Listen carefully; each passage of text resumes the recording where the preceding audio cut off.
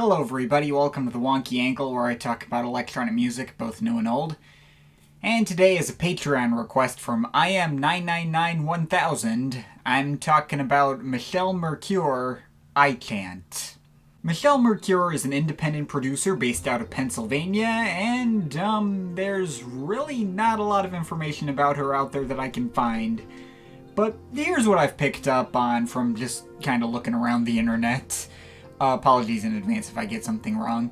She's been around since the early mid-80s. She was apparently, making experimental theater scores and animating 10-second bumpers for MTV when she started out. And this project was originally released under the name Michele Mercure in 1986. It was released on a label called Quick Shower Music, which, according to Discogs, only ever released this album and nothing else. I'm not sure if that's actually the case, but I guess for all intents and purposes she may as well have self-released it. Obviously didn't get much traction at the time, but apparently she comes from an era of, trading cassette tapes around. Apparently she traded tapes with Conrad Schnitzler. And then at one point she was discovered by Pete Swanson and Jed Bindeman, and they reissued this project in 2017 as the inaugural release of an indie sublabel called Freedom to Spend. And in 2018, she released a compilation of her other synth work called Beside Herself, which I have not listened to. And now she is apparently a name that people know about. I mean, as far as I can tell, she's the 80s equivalent to a mid-tier obscure Bandcamp artist. Not a nobody, but certainly a well-kept secret in the electronic music world. The kind of which you could be forgiven for never having heard of. Or maybe I'm just saying that because I'd never heard of her before the request came in, but you know what I mean. I've seen her described as a synth pioneer, and while I feel like that might be pushing it a bit given there was already a history of synth music behind her that she pretty clearly took cues from, your Tangerine Dreams and Conrad Schnitzlers and Kraftwerks and all those people who were already around in the 70s. Jean-Michel Jarre's Zuluk is marked as an influence in the album's liner notes too, and that came out 2 years before this. But I will say she's not really a product of her time. I mean, you can tell that this project came out of the 80s, given how the synths sound. If you asked me when this project came out, I might have guessed somewhere around 1981, maybe even the late 70s, I would have believed it. And you can also pretty clearly tell where her influences lie, but she kind of aimed to do something a little different from other artists in this mold were doing at the time.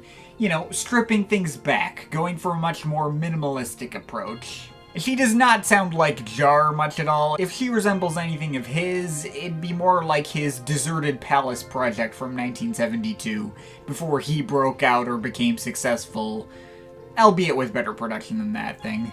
It'd probably be more accurate to describe her as like a precursor to minimal synth artists you'd find on Bandcamp today, or even more low-key IDM artists like Boards of Canada. I was reminded of when I listened to Biosphere's low-budget synth-pop project as E-Man, though this is definitely better sounding than that as well. I mean, this is definitely not the kind of artist I ever would have discovered on my own, but I'm certainly glad I know about her now. As for how much I actually enjoy this album, though, it's pretty good. It's not the most mind-blowing thing I've ever heard exactly, but it's a nice little low-key synth project that accomplishes more or less everything it sets out to do. It doesn't sound incredible, but it certainly sounds good knowing the context that it came from, like a bedroom producer in the 80s.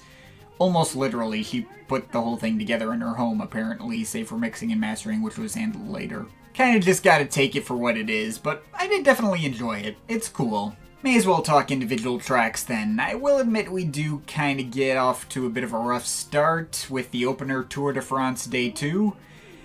Which immediately highlights the project's datedness and lack of budget in the way these kind of trying to be energetic synth bass lines and plinky melodies go up against these really thin, obviously 80s percussion textures and drum machines. The kind of track that could theoretically have a solid groove with, a synthwave kind of appeal, but it just doesn't come together in a satisfying way.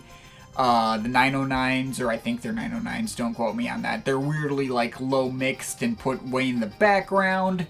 I don't think there's like a kick in there. And the bass line is also like an octave higher than you would expect.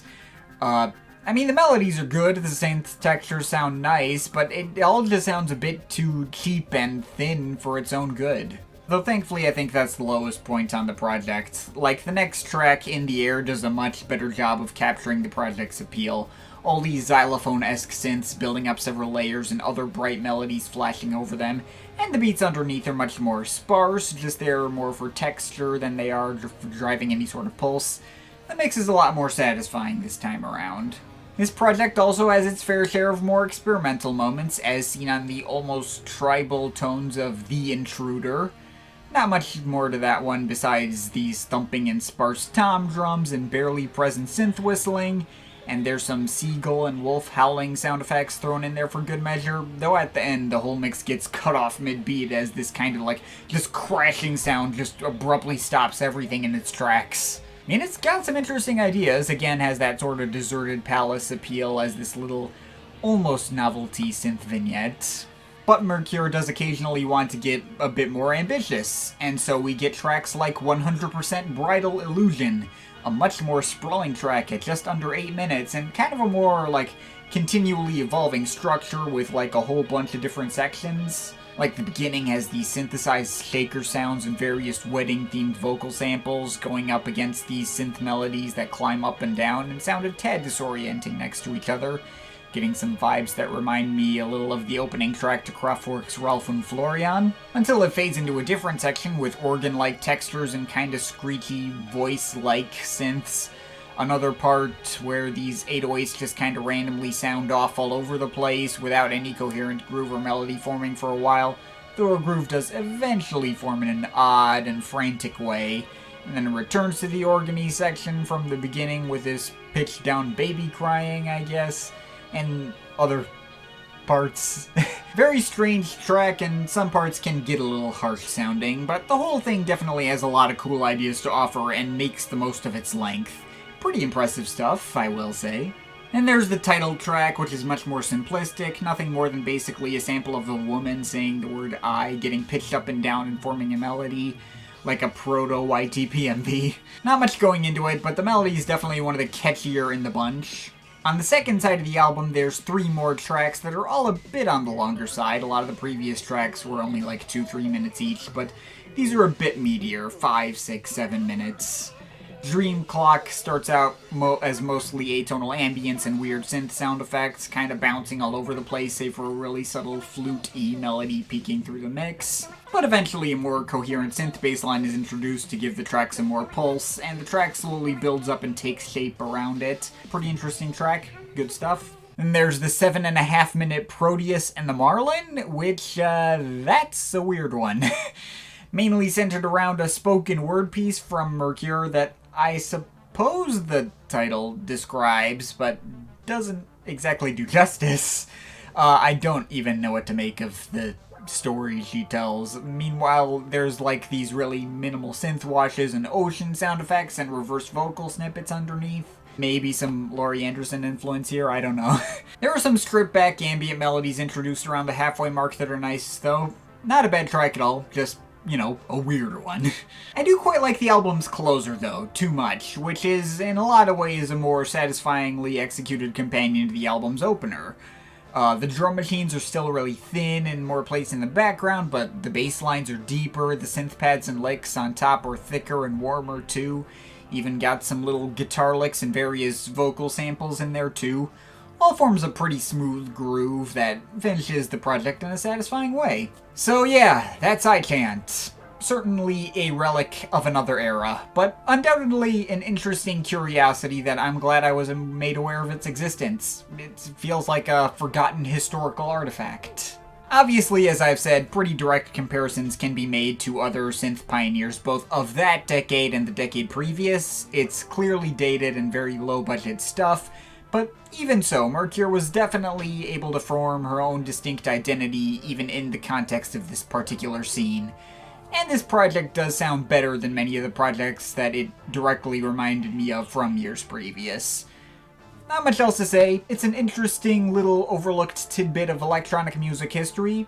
Very much a curiosity more than anything at this point, but one I think could be still worth seeking out and giving a shot. I liked it. I think I'm overall feeling a 7.5 out of 10.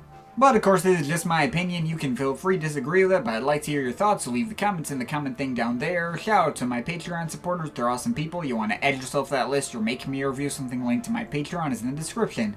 But yeah, that's pretty much it. That's all for today. See you next time.